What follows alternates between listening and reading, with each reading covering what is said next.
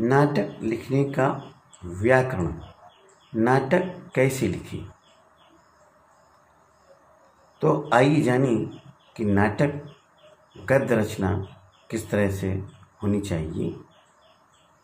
आप देखेंगे नाटक और अन्य विधाएं, नाटक में समय का बंधन, नाटक के तत्व, नाटक के विषय, नाटक में स्वीकार एवं अस्वीकार की अवधारणा, नाटक की शिल्प रचना।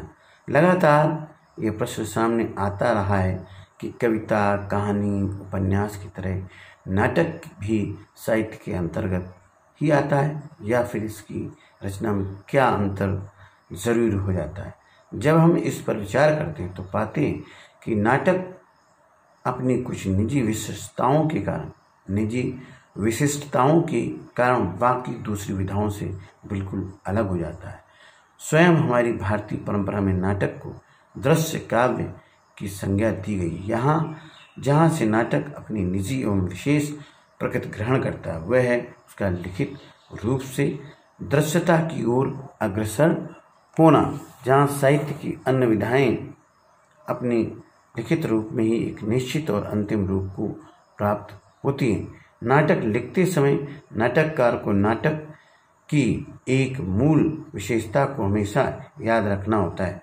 वह है समय की प्रतिबद्धता, समय का बंधन। समय का ये बंधन नाटक की रचना पर अपना पूरा असर डालता है। इसलिए एक नाटक को शुरू से लेकर अंत तक एक निश्चित समय सीमा के भीतर पूरा होना होता है। नाटककार अपनी रचना को भूतकाल से अथवा किसी और लेखक की रचना को भविष्य काल से उठाए।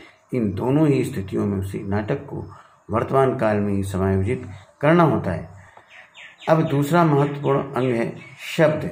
वैसे ये साहित्य की सभी विधाओं के लिए आवश्यक होता है, पर साहित्य की ही दो विधाओं कविता और नाटक के लिए शब्द का विशेष महत्व है।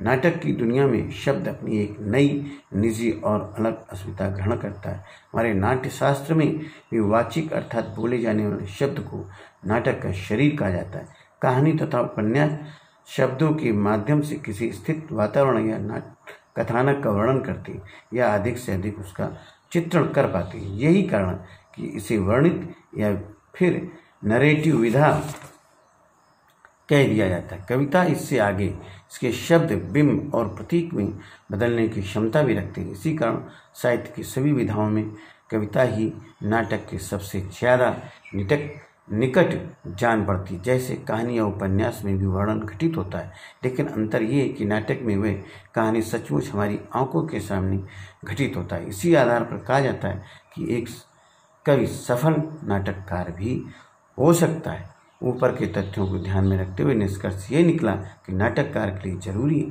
कि वह अधिक से अधिक संक्षिप्त और सांकेतिक भाषा का प्रयोग करे, जो अपने आप में वर्णित न होकर क्रियात्मक अधिक हो। एक नाटक के लिए जरूरी है उसका कथ्य, पहले कहानी के रूप में किसी शिल्प, फॉर्म, संरचना के भीतर उसे पिरोना होता है। इसके लिए नाटककार को शिल्प या रचना की पूरी समझ, जानकारी या अनुभव होना चाहिए। ये बात हमेशा ध्यान में होनी चाहिए कि नाटक को मंच पर मंचित करना होता है। यही कारण है कि एक नाटककार को रचनाकार के साथ साथ एक कुशल संपादक भी होना चाहिए। पहले तो घटनाओं, स्थितियों अथवा दृश्यों का चुनाव, फिर उन्हें किस क्रम में रखा जाए कि वे शून्य से शिखर की तरफ विकास की दिशा में आगे बढ़े, ये कला उसे अवश्य आनी चाहिए। फिर सब टेक्स्ट कहा जाता है किसी।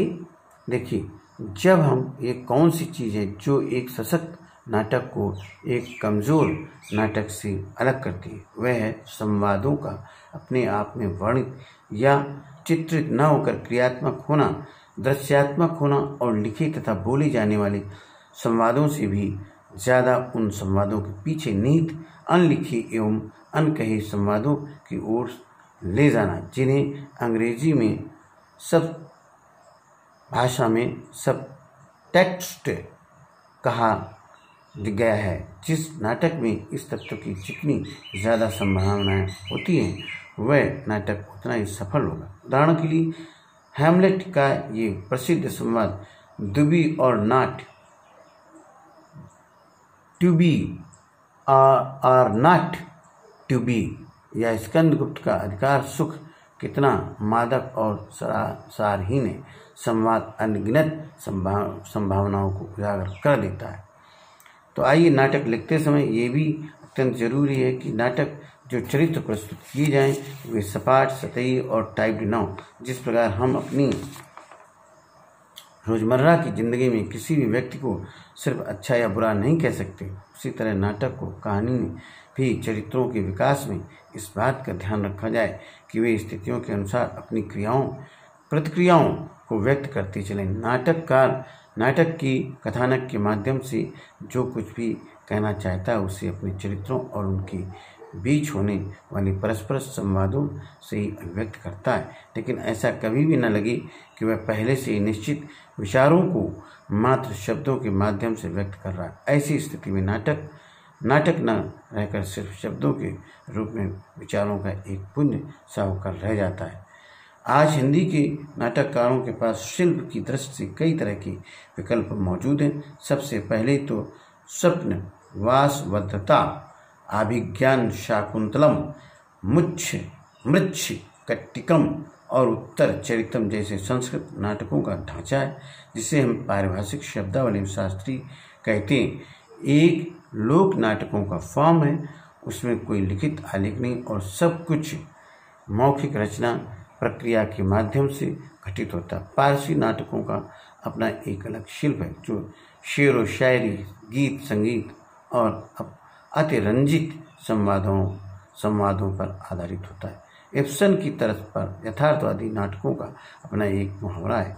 तो इस तरह से नाटक ही एक ऐसी विधा है जो हमेशा वर्तमान में घटित होती है। यहाँ तक कि नाटक की कहानी बेशक भूतकाल या भविष्य काल से संबंध हो तब भी उसे वर्तमान काल में ही घटित होना पड़ता है। नाटककार को पहले घटनाओं का चुनाव करना पड़ता है, फिर उन्हें एक निश्चित क्रम में रखना होता है। एक अच्छा नाटक वही है जो कथा को आपसी बहस मुबाहिसों से आगे बढ़ाए। नाटक और रंगमंच जैसी विधा का सृजन मूलतः अस्वीकार के भीतर से ही होता है।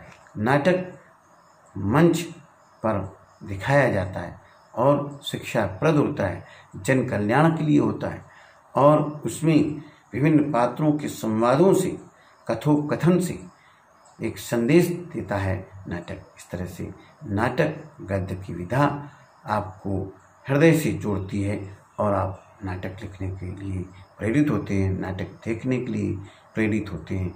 बहुत बहुत धन्यवाद। बने रहिए।